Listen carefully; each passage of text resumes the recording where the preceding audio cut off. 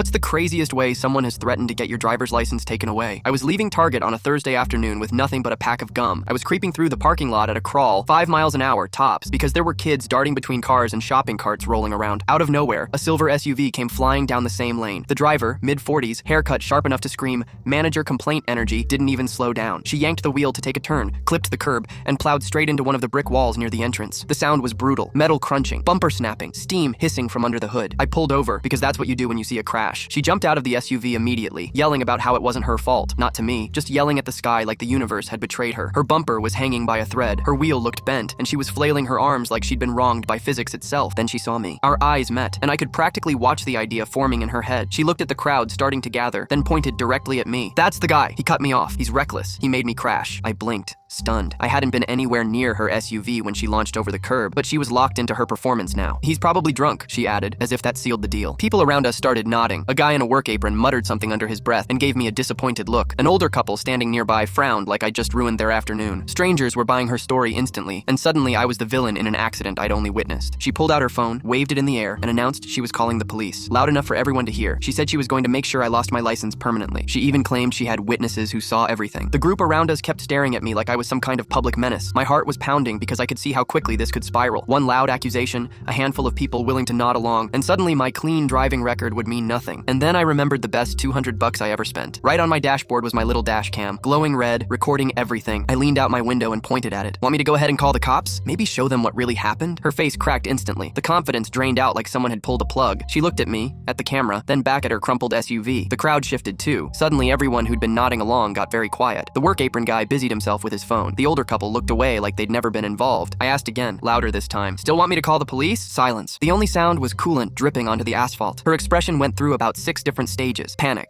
denial, calculation, before she gave up. She turned, climbed back into her SUV, slammed the door, and locked it. A second later, the engine sputtered back to life. She drove off without saying another word, bumper scraping across the pavement and sparks flying with every bump. The noise echoed through the lot as she limped away like nothing had happened. The witnesses disappeared almost immediately. The work apron guy gave me a sheepish shrug before walking off. The older couple practically sprinted to their car. Within 2 minutes, the entire crowd had scattered like it never happened. I sat there in my car trying to process. This woman had crashed on her own, in front of multiple people, and her first instinct wasn't to admit a mistake or deal with the damage. It was to pick a random stranger, me, and try to ruin my driving record just to save face. The wildest part, if I hadn't had that dash cam, she might have pulled it off. The way people were ready to take her side just because she was loud, dramatic, and insistent was terrifying. I started the car, pulled away slowly, and caught one last glimpse of her SUV disappearing down the road with its bumper still dragging like a tail. Some people learn their lesson after hitting a wall. Others just try to take your license with them on the way out.